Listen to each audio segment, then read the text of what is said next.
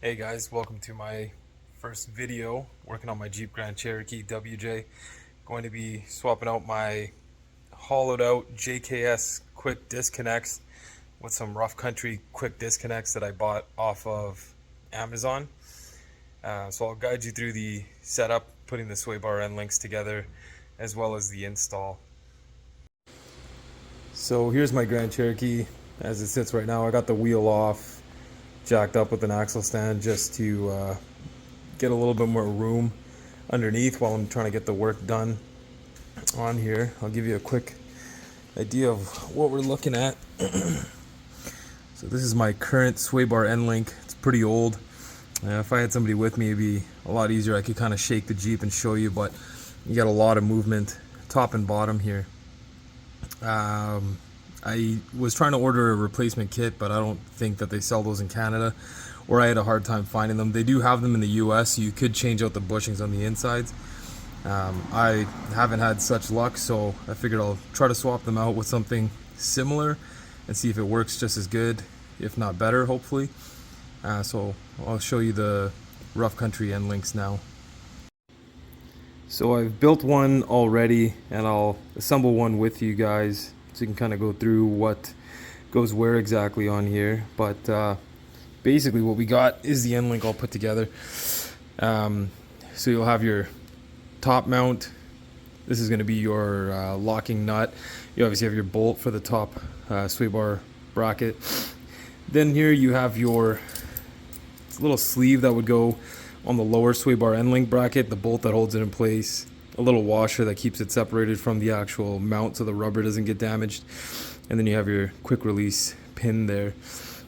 Alongside that, you also have this bracket that gets mounted to the body alongside that washer, and what this does is it allows you to secure the sway bar end link to this bracket and away from any of your other suspension components when you have it disconnected.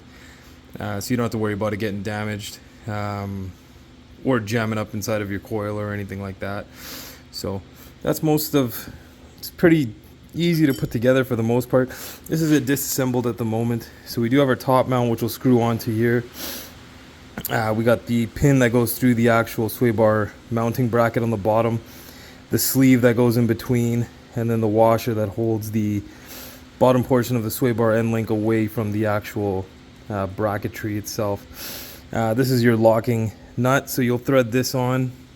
And the nice thing about this is that you can kind of extend this or bring it down to the bottom. I think it's about 11 1/4 inches top to bottom when it's fully threaded on. So you have a little bit of wiggle room if you got a little bit of a higher lip. I think rough country states this is anywhere between 3 to 6 inches of lift.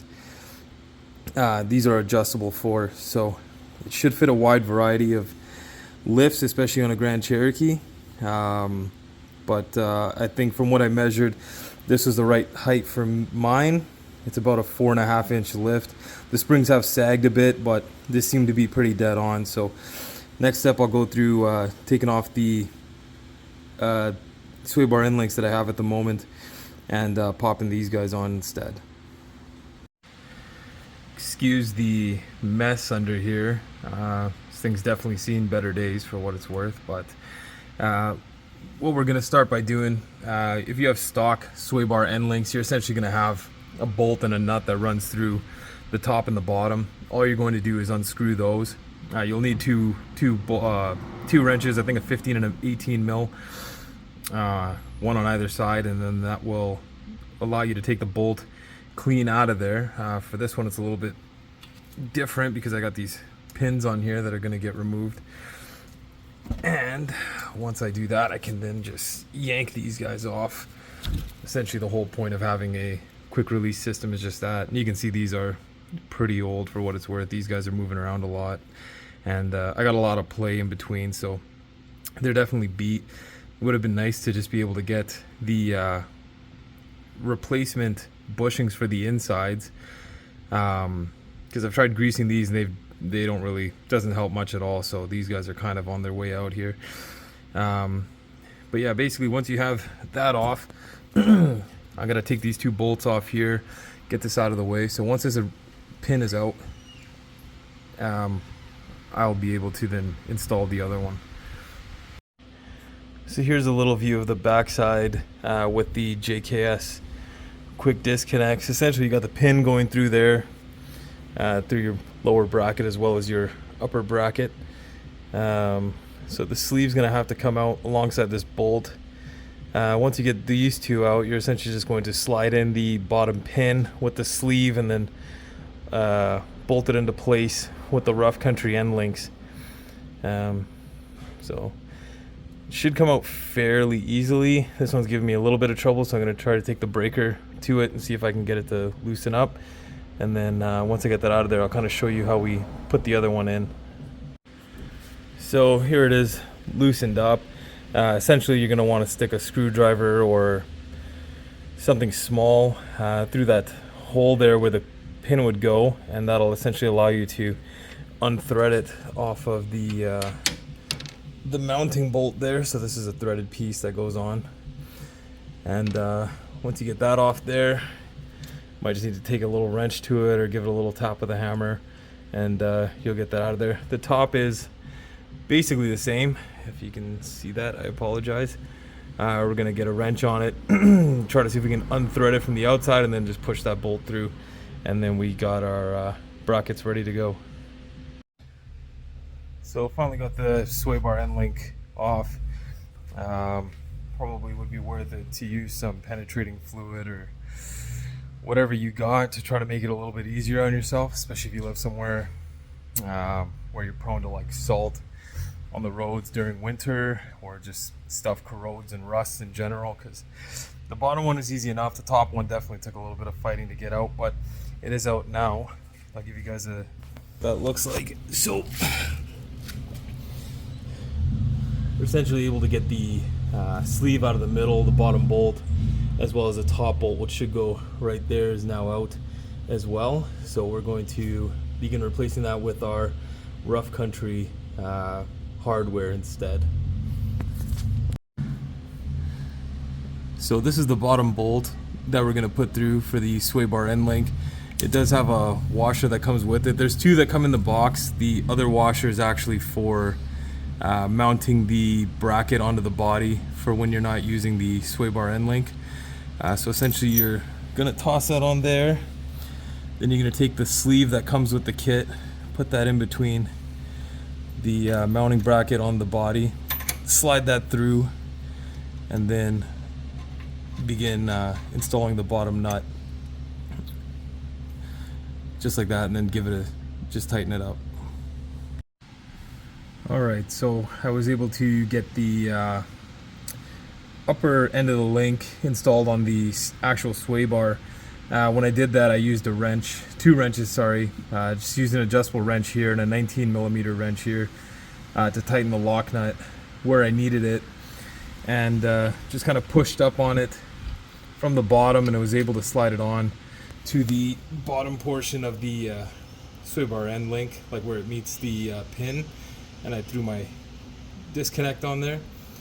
So I'm going to lower it when it's on wheels, and then I'll tighten up the nut afterwards just so it's kind of sitting in the right spot. But I'll give this a little snug now, so at least it's in there, not going to move around. But that's essentially the install of the quick disconnect end link from Rough Country. It's fairly simple to do if you got some hand tools and a jack and an axle stand. Seems like it's pretty good overall. You're gonna have to keep an eye on the nut just to make sure it doesn't back off or anything like that, but otherwise everything else seems to be pretty tight, and it went in without much issue. So I'll continue with the video. I won't show the other side. It's basically the same thing what I've already done, just in reverse, or I guess opposite. And only last piece left, it's giving me a little bit of confusion, is this bracket that's supposed to go on.